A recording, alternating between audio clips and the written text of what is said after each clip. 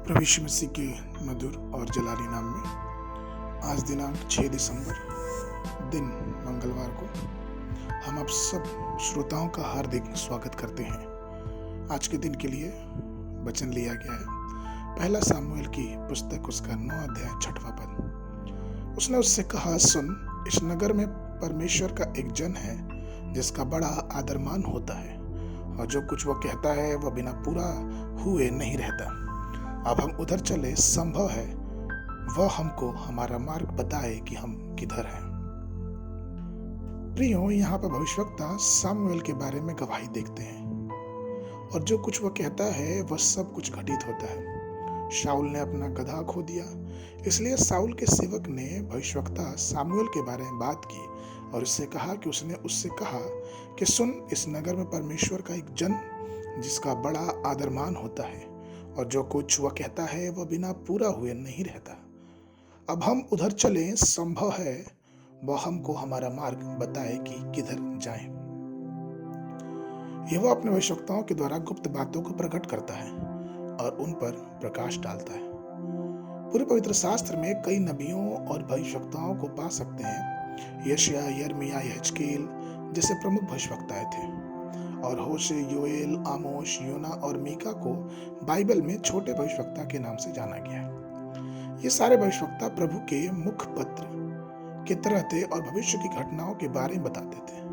उन्होंने प्रजा के लोगों को सलाह दिया और राजाओं और सेनापतियों को यहोवा की सम्मति दी।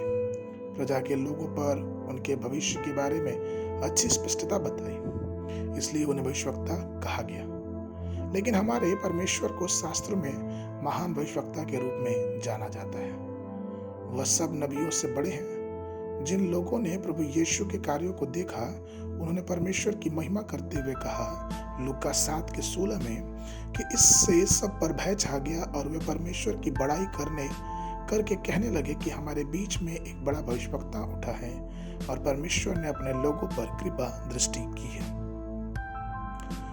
परमेश्वर ने मूसा से भविष्यवाणी करते हुए महान भविष्यवक्ता यीशु मसीह के बारे में कहा।